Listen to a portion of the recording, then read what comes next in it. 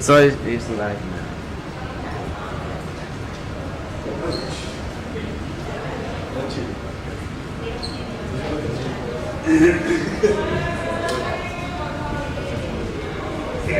Yeah.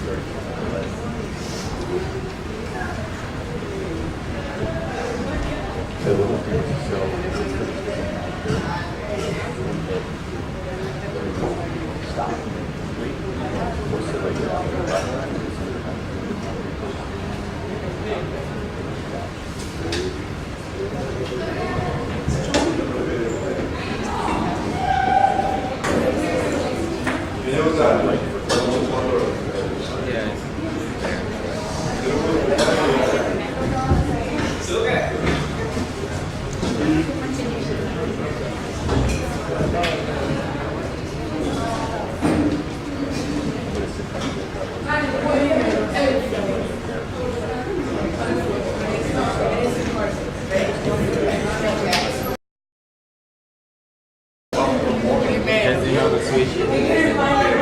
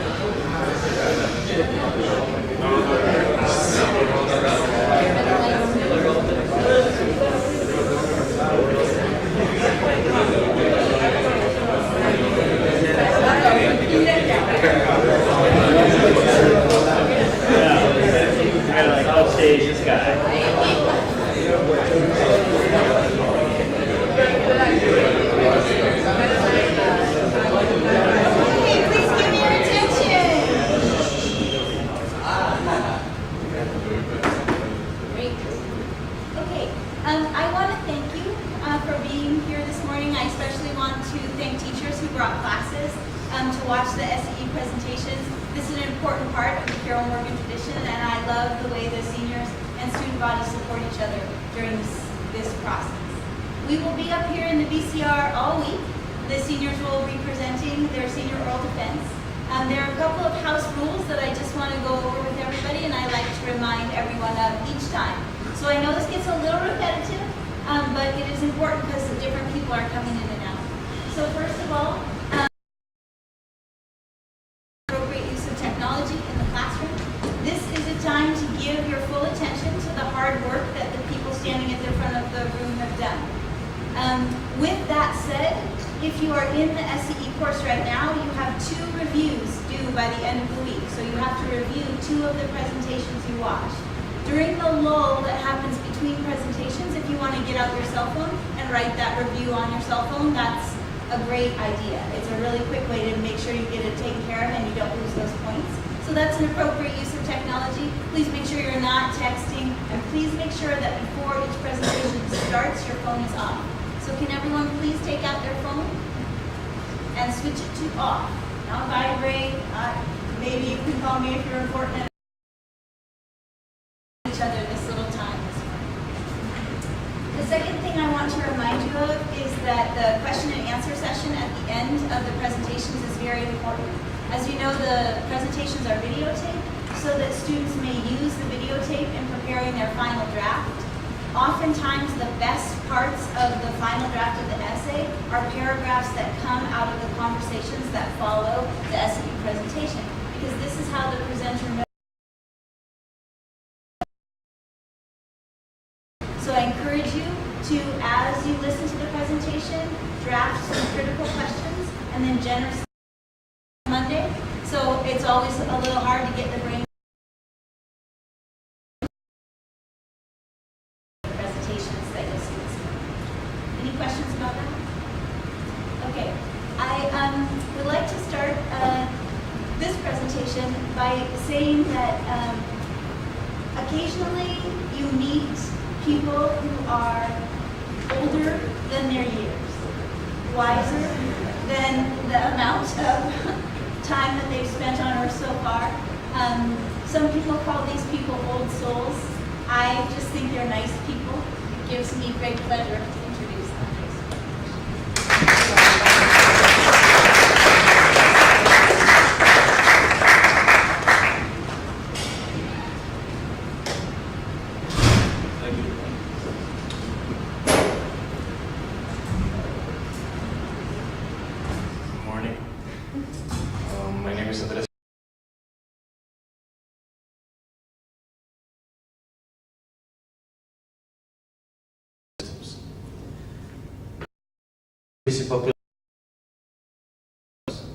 Lack of disposal,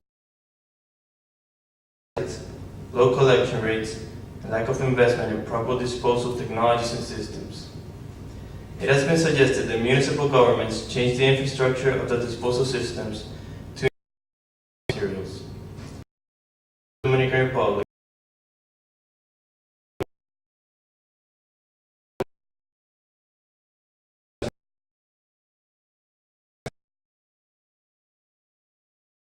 consume more and more waste each day.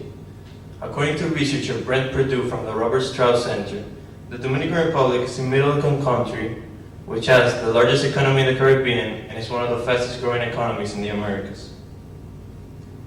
However, the country faces many challenges as 30% of the population lives in poverty. With a population of 10 million, according to Ingeniero Francisco Flores Chan, a total of 9,600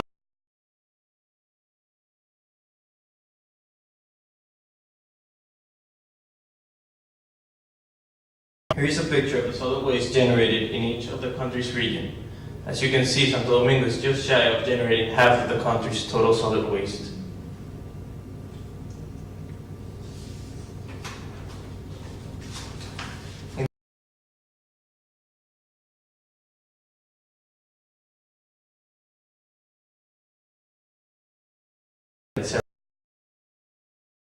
First, he cited the lack of regularity in the pickup process.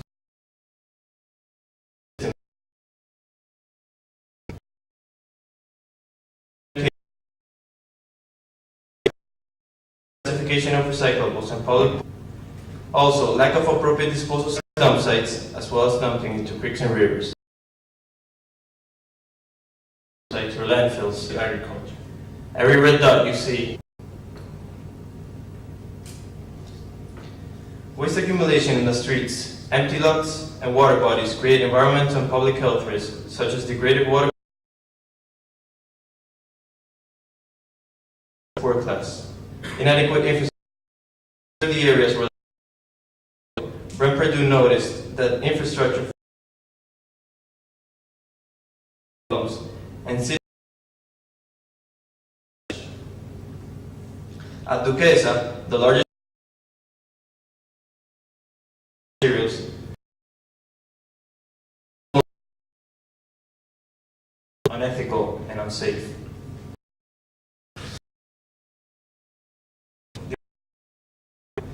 That is, by optimizing the amount of products being it is necessary to separate that these actions are downfills. This will eliminate buzos digging up land, devising recycling. In many Caribbean countries, because it is not technical and financial assistance is required to build the physical infrastructure. Both the public and private sectors need incentives to provide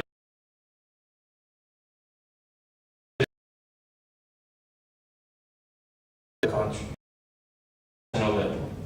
However, private citizens also have a role to play when it comes to cleaning up our country.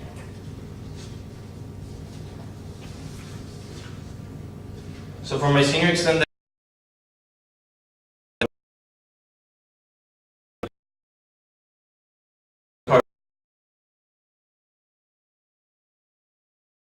located at the entrance for this container, pictured here, which has a volume of 770 liters, I received a donation of 14,500 pesos from Plastifar S.A. Through my advisor, I contacted Vecino Verde, the company which we would provide all the paper and cardboard to. They dedicate themselves to conducting these recollection and selling the disposed material to companies which would use it to recycle. And they gladly consented to cooperate with us. After I articulated my focus, I Costa, approving the project and offering to send the letter to all 50 households in the development the following day. To test my project, I did regular checkups on the container to see how much paper we had gathered. These are some pictures I've always looked after several days. And after almost 2 weeks, we had filled up the container plus some other paper and cardboard that I received at my house. The final step of my test process was to contact Vecino Verde and set up a collective day. According to Vecino Verde, during a period of precisely 11.5 days in a field of approximately 50 households, the total weight of paper and cardboard recycled was 153 kilograms. This resulted in a total of 3 trees saved, 41,310 liters of water saved, and 1,071 kilowatt hours of energy saved. Over the course of the project, I realized that there is so much potential as to what can be accomplished, positive impact on our community, and I believe the program can grow to be a successful long-term project in Los Pinos. It is important to emphasize that the biggest incentive is not financial reward, but the long-term benefits of improving the state of our environment. Recycling isn't a money-driven endeavor, rather a project based on integrity and environmental awareness. Thus, the Los Pinos project was a test of citizen consciousness which has positive results and has the potential to expand. As consumption increases, we as citizens must become more aware of the waste we generate and look for opportunities to build a program. Citizens and governing bodies should work together to create systems in their houses. If volumes increase, companies can afford to collect materials and turn in our neighborhoods. Any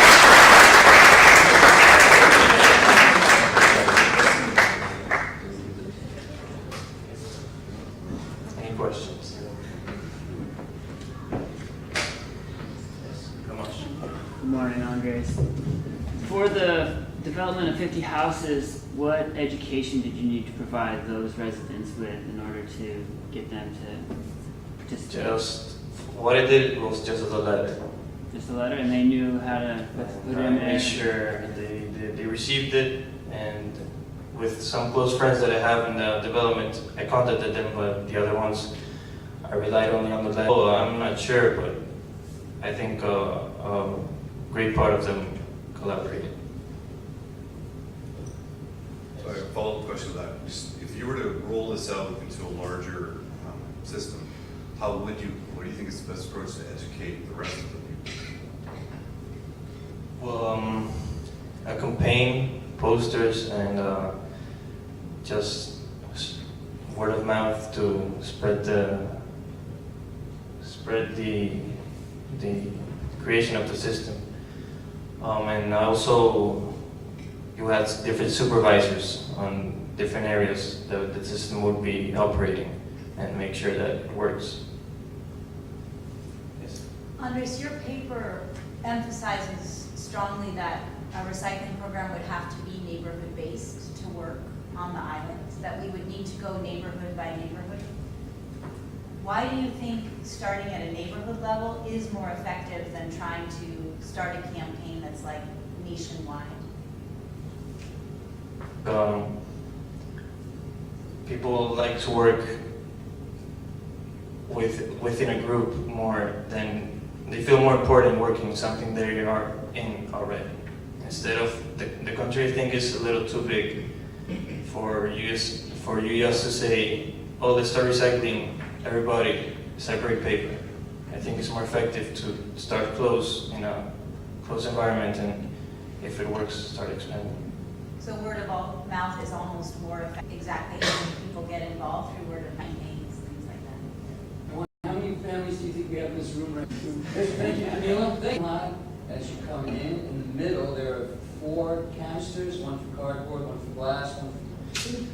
By word of mouth, people would, at home, as many of you in the truck in the morning on the way to school, when you get out of the truck to go to school, you just dump it in the recycling bin, and I'm sure we could save at least 4 more trees, according to statistics. But seriously, it's right in the back of the parking lot, and it's...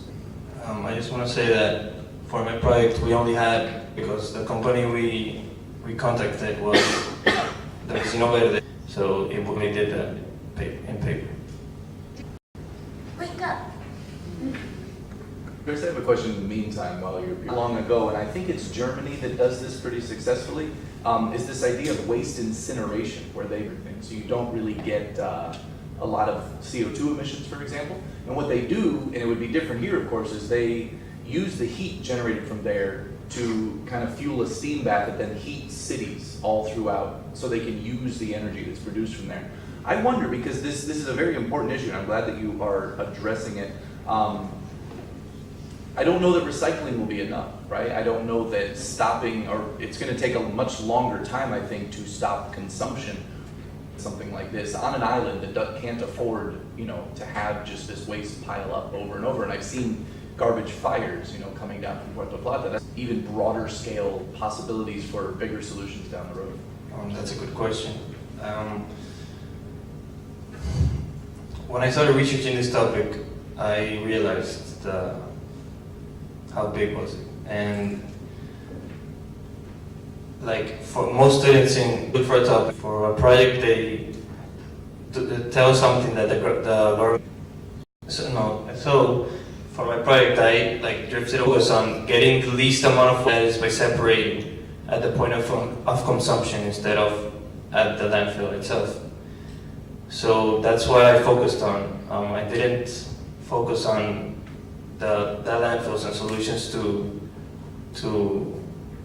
what you said, to decreasing the amount of waste that is already there. So yeah.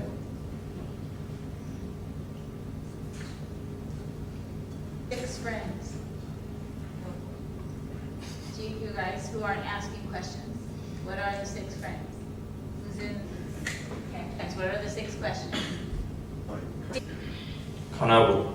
What motivated you to do this topic? To be honest, but then my other topic was not, I was going to impact the community, really do something, and I know. You placed in your neighborhood remain there now? Right now, no, Okay.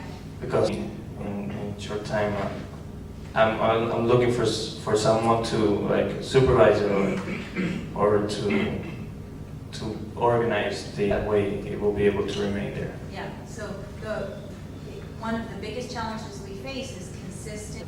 Right now, and mostly the administrators of the urbanization to keep reinforcing this project. So I believe it starts in one place, and do you think recycle to any electives coming in implemented? Yeah, I mean, because this school, whatever, I think there will be a big way for families and students here to cooperate with this topic. And that's why we realize we have the recycling. It's right Yeah. there. It's right there.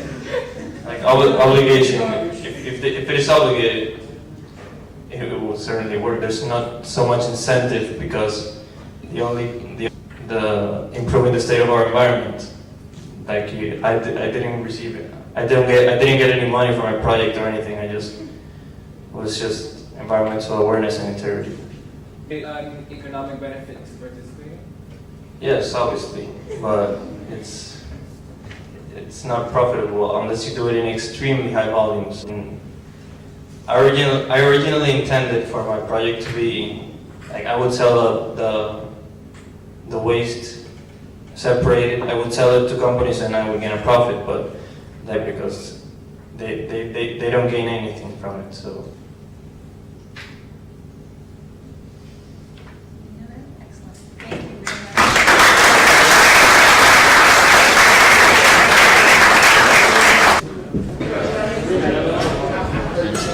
you very much.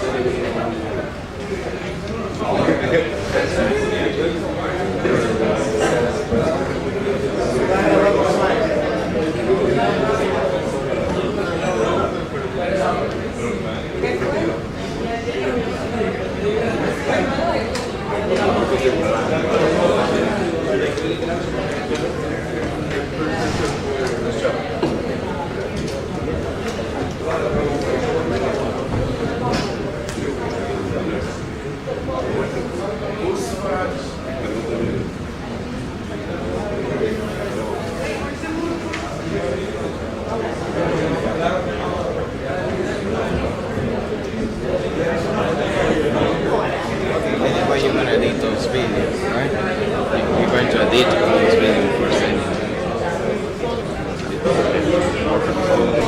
The student will make a and they have a Don't make me get the mic. Okay, if you just came in, I know there are a few people who are just coming in. Please if you're just coming in, make sure your cell phone is currently in senior extended essay that you do have those 2 reviews due by the end of the week, so make sure that you don't forget about those. I didn't see many people taking the break time to do them, so I again remind you that that's a really great way to get presentations to question and answer session, and I had to push you guys a little bit. The video, because Nico went on Friday. I mean, yes, that all of you do that so you know what it's going to look like when you're up in front of people, and it will be very helpful to you to see how other people's presentations play on a video. But also, I want you to think as you watch that video about what a valuable resource it is for composition as you compose your final draft. And really think about how you can help your peers out by pushing them, by asking them, okay? Be generous with each other in that. The next presentation, that really was a joy to get to know you guys last year and then see the maturity that has unfolded this year during your senior year. I remember Yoon from the junior class as being someone who was very quiet, and she always looked at me rather skeptically, like she wasn't quite sure if she should do what I was suggesting. Okay, this as you know, the SAT class is just a quarter long, so I didn't. This year, when I started working with Yoon in SAE, she has done some very interesting things over the course of her. A lot of her interest. Thank you, Ms. Russell. Hi, my name is Chwas, Media Double Standards, smuggling the habit of living with media, said Talkit, and everyday survival. We see things through the window while at the same time we are inside the loop. In other words, we see and hear. Since the advent and development of technology and internet, we've been able to have access to information. According to the graph from Adweek, the total media consumption jumped 15 to 10 hours and 39 minutes. This indicates the fact that media is playing a huge role in our everyday living.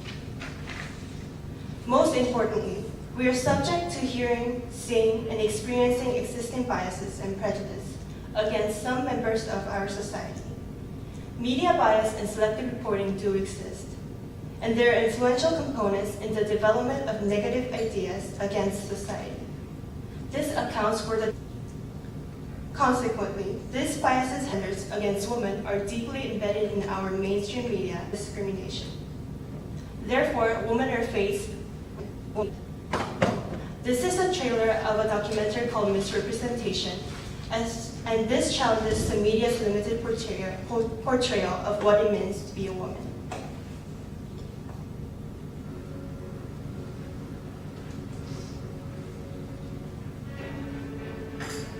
Media is the message and an increasingly a powerful one. In a world of a million channels, people try to do more shocking things to break through the clutter. They resort to violent images, or sexually offensive images, or demeaning images. When is it going to be enough? Appreciation for women intellect, not about the brain. You also 92 years old. She wouldn't invent the plastic. His ability to take anyone. 10 pounds of makeup, when you're at sex objects occupied the women's movement of that. Movies have shown females. The Bechdel test in Bechdel is a simple test.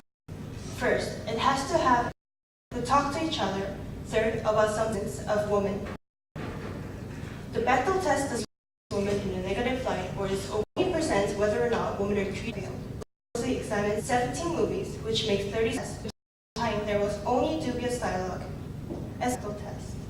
Thanks during 97. As a result, passed the test. We passed the criteria. For instance, for once, as there are only 3 female characters movie to have a clear scene where they speak to each other about something other than a man, about important matter necessary for the storyline. Sexualized bodies are not corrupt as they show young women attired. Since the news means important issues for the express a neutral version of reality, it is not so. Overwhelmingly, it is creators are covered. Or reporters demonstrates the vast difference between sex predominates in spite of female is slightly larger than the male evaluating the reality of media and of pure women. Media executives and decision makers key task on the 4,000 characters in the top films from male. 8 were male. Face the biases of the producer in the pursuit of managerial roles. In a society and executives who hire employees. Hiring is more than just a firms. Employers that learn of themselves. Or Bill O'Reilly, the TV and ALs are 2 perfect examples to intimidate and harass young professionals within the company's culture, showed misogynist view, and were accused of sexual harassment against women view. The young of the older generation, therefore, creating a solution suggested. First, mention systems that require improving recruitment procedures and setting numerical targets to redress gender in the report. That's our ultimate goal. This aims to realization in media and helps to. This will lead to third sources so that we use the media account of the same event, people to stand up for agenda, the youth for Gender Equality Media Compact in March 2016. Currently, 30 discriminated in real life to see story problems at work. Employers have to pay is played with double standards, and its negative effects may pivot us to a more positive position on women. An effort between the media companies and the viewers to shatter the glass ceiling. Thank you.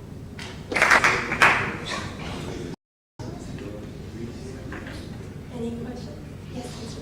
P1, I noticed one of your solutions, and rightly so, is you also see feminism. How do you anticipate having to combat where, not necessarily more and more, and the idea of feminism to the existing power structure? There are regarding feminism. And this, with the support of the university, this was on a voluntary basis. In China, it's prohibited.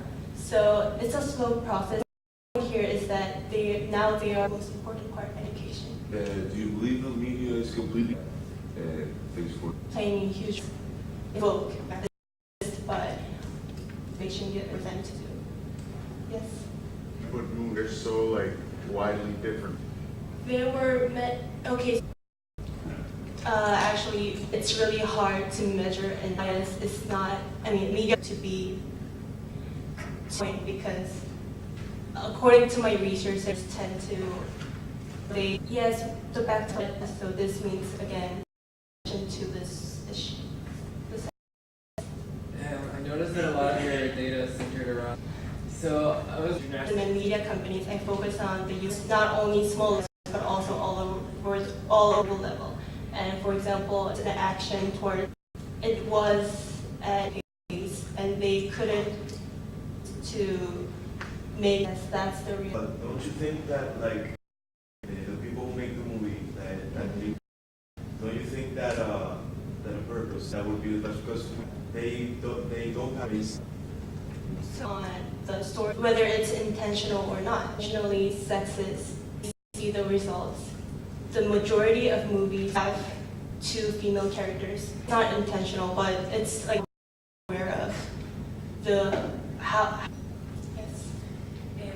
What role do you think like a young Report and as I said, they tend to believe education is important program.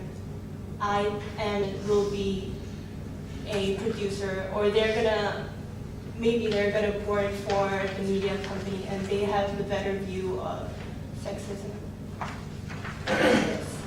You mentioned that it would be helpful for schools to have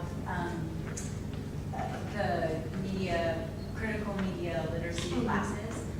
Where in the CMS curriculum do you see that being well positioned? Where do you think we should position that?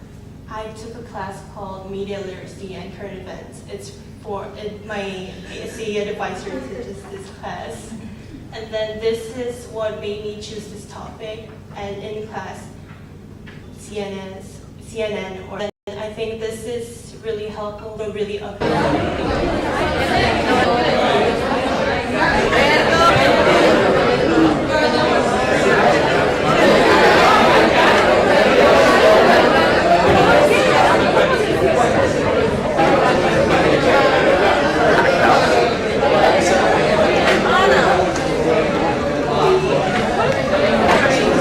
Attention, please. Okay, if you're just coming in right now, cell phone, look at it and make sure that it's off. It's so rare in the world today that we full undivided attention to each other.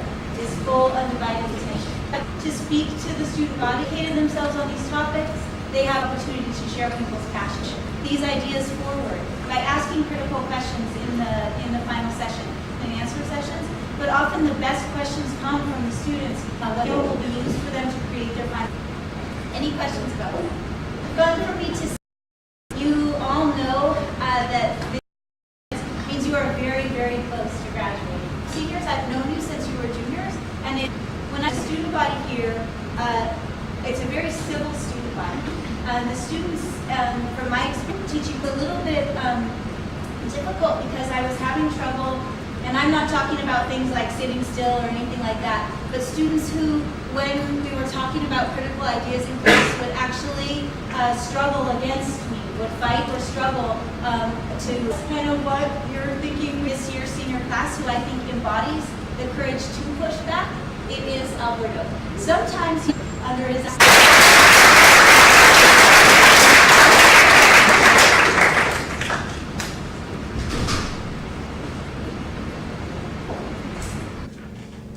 of my research for this year's SE was unemployment in the Dominican Republic and the effects and solutions that it has on the economy. The title of my presentation is Trouble in Paradise, Facing Unemployment in the Dominican Republic. Unemployment in the Dominican Republic has a negative impact on its economy, limiting economic growth and preventing the Dominican Republic from fulfilling its potential. Unemployment is a stage of frictional unemployment, which is the main type. There's cyclical unemployment, and that is when pretty much as of right now, the Dominican Republic has a 138, and as you may see, you might think that now, what does this lack of job basically? What it means is there are millions of people forced into the exploitative informal sector. The informal sector, it does not involve legal per se. As you can see in the picture, they set their own prices. This is harmful for the economy because it's a way of controlling what is going on. According to the International Labor Organization, in 2010, the percentage of the economically active population working in the informal sector The economically active population is pretty much anyone that has had a job or is looking for a job. What I found the most troubling about this is that 40% of the 47.9% earned an income below the minimum wage. I found this alarming because these are people that have whole families depending on them. The whole families depend on them, and they are earning below the minimum wage, not because they want to, but because they are forced to due to the lack of job opportunities. And something is better than nothing, so they are forced to take these jobs. The struggle that is 5.8. The broader unemployment is the people that have stopped looking for jobs and the people that are actively looking for jobs, while the open employment is only the ones actually searching for jobs. Pretty much what this says is that 10% of the EAP has stopped actively searching for jobs. That's something that shocked me to the very core, and I think that it should have the effect on everyone as well. This means that 10% of everyone that has ever worked or is looking for work has given up in our country and in our economy, which has put us in a very dire situation. Now, you might be asking yourself the same question I asked myself a couple of weeks ago. What can the Dominican Republic do to fight for employment? As I research own business based on ideas that they have and develop, the one thing that all my researchers had in common was that the key to solving this issue was through entrepreneurship.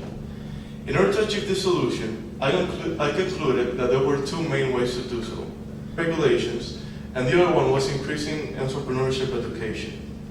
An enabling environment with rules, policies, and regulations to make it easier for the youth to launch businesses. This is extremely important because many business ventures fail because of these strong regulations. If they were to be successful, there would be much more job opportunities for the ones that are unemployed or are part of the informal sector. A country that has perfectly embodied this technique has been Malaysia. If you look at this graph, you can see that in 2010, their GDP was of $193.1 billion. They were able to achieve this because it can be seen when Small Medium Enterprises Corp. in 2010 reported establishments in Malaysia are SMEs, employing 5.6 million of the workforce and contributing roughly to 32% of the country's gross domestic product.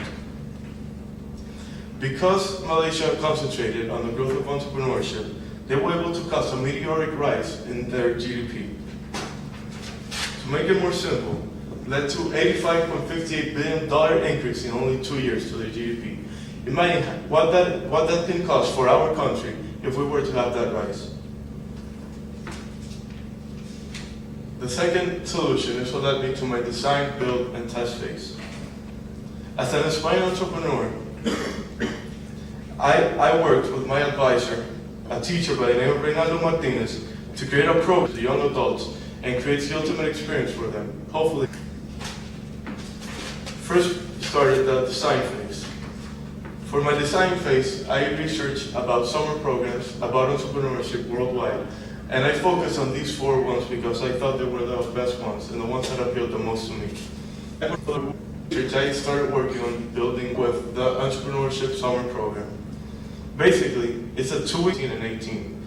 It will offer the ability to experience life as an management about a course named Shark Tank based on the TV show for them to create their own business, and then a committee will invest in their businesses.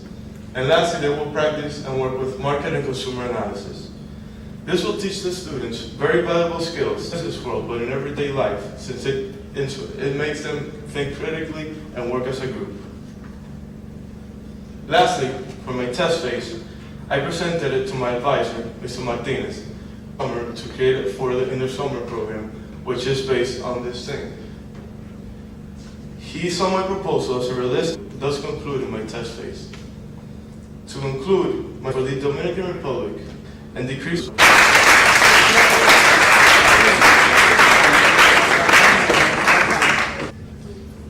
this will be part of reducing, like, for example, I saw on a website that the minimum that I'm about to pay, it would be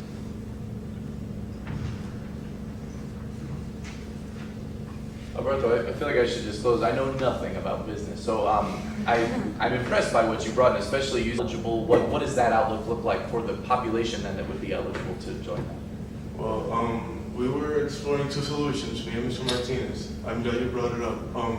We would take Republic for free. That's kind of the way I saw the foundation, and that foundation for the participation of the student, for the enrollment, the people of the because in effect good for them. Would it make sense then, kids? Did it this way, considering our government, and we don't have the best reputation with allocating resources effectively. So I would bypass the government involvement in this process, just because there's a greater risk factor if you do so. But yeah, it would be ideal if that were to happen. What did your research reveal about in what sectors is entrepreneurship most required right now in culture? Do you have a sense of that? You mentioned youth entrepreneurs, and I'm thinking if I'm a young person wanting to start a business, where's the most growth possible?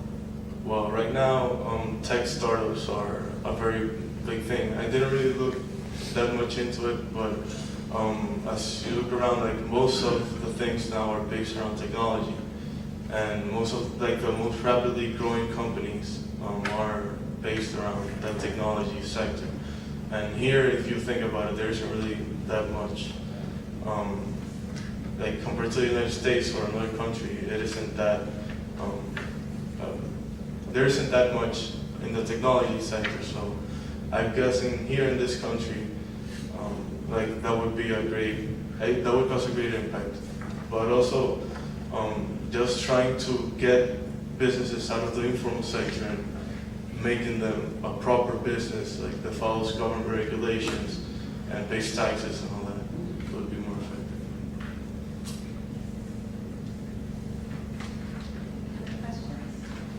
Thank you, Albert.